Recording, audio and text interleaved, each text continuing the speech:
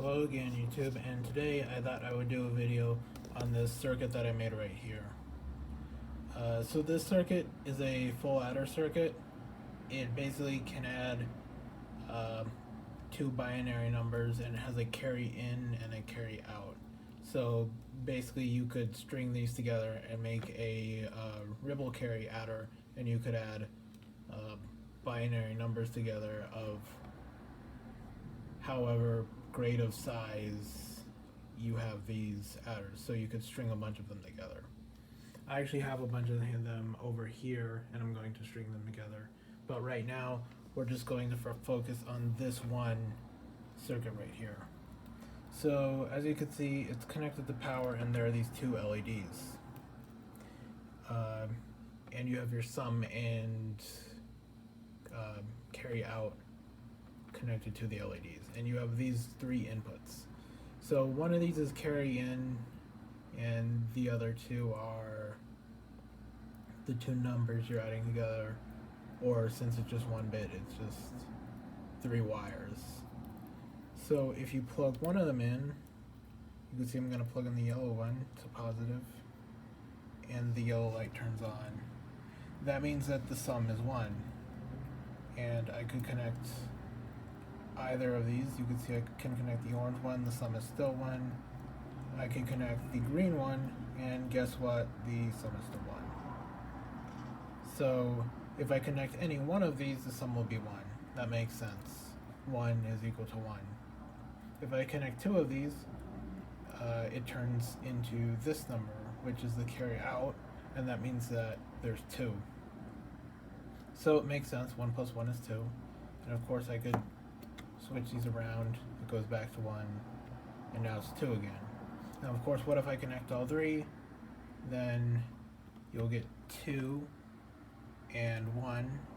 This is the carry out of 2, and a sum of 1, so it's 3, and that makes sense. So this full adder circuit works. You could see that it's basically a mess of wires. There is a lot of transistors here. There's 1, 2, 3, 4, 5, 6, 7, 8, 9, 10, 11, 12, 13, 14, 15, 16, 17, 18. I think there's 19 transistors here. I'm not sure they're covered in wires. But yeah, it's this circuit. If you want to know the circuit of a full adder, it's this.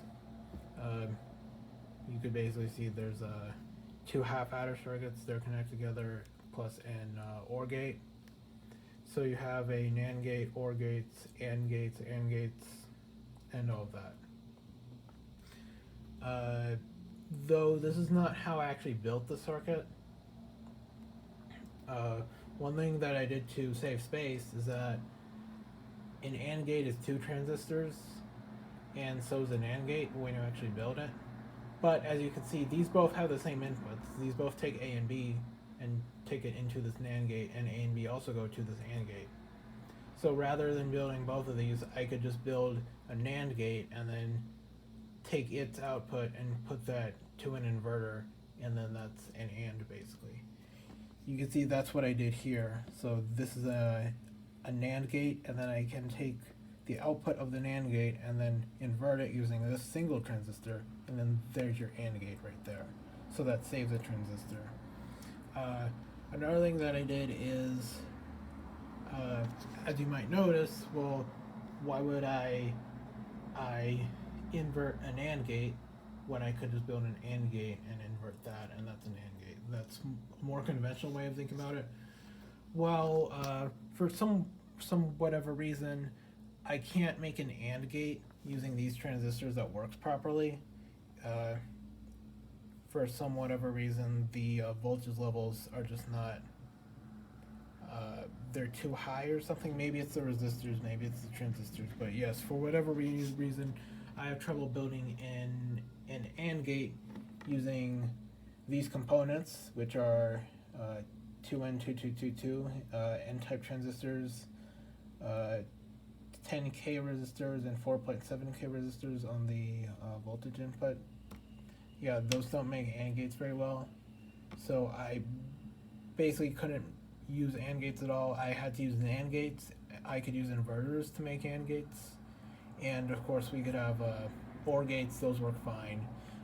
Technically you could probably get away with using a wired OR gate, and that wouldn't even need any transistors at all. You could just, obviously you think about it, if you connect two wires together, it'll function as an OR gate. Though there might be some problems with that in larger circuits, but not for this one. So yeah, you can see this is a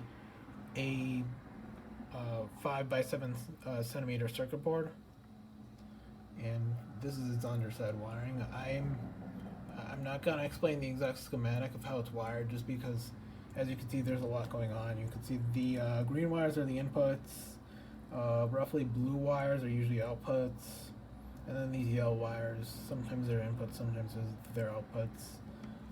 Then we have the resistors. You can see that the inputs on these green wires, they go to these two transistors, which go to the NAND gate, and also remember that NAND gate is converted back to an AND gate.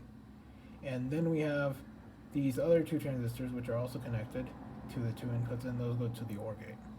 So if that's hard to explain here, you could see basically that we got all of these, which go to the A and B, if that makes any sense. So that's how that works.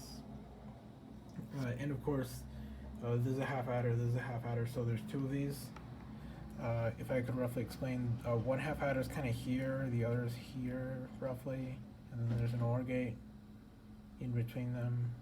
You can see it's these two transistors right here. So yeah, this is a full adder circuit. I have it labeled FA0 for full adder 0. As I said earlier, these are other full adder circuits, and what I'm going to do is I'm going to wire them together and make a ripple carry adder circuit, and that could add 8 bits. So basically what we're going to try to do is we're going to try to make a computer out of discrete transistors using this this TTL logic that we have here. And you can see what I have here to make it convenient and easy to use is I just glued a bunch of these jumper wires together, so it's basically just plugs in like that. And it goes, you just have these pins, you have your inputs carry in, some carry out, and then your power right here. So it makes it very easy to just plug them in, and then it works. So this is my circuit. If you want, maybe I could make a video about making one of these. Though it is very tricky to make one of these, as I said before, because this circuit, it just has holes, and I basically have to bend the pins, and there's wires that I have to add as well. So it makes it rather convoluted to build. Though, as I mentioned before, I made 8 of these. They all seem to work by themselves, and we can wire them together and make a complete circuit. So that's it for this video, first video of 2021. So see you in the next video. It will either be about my robot or, as I mentioned before, making the circuit work together. See you next time.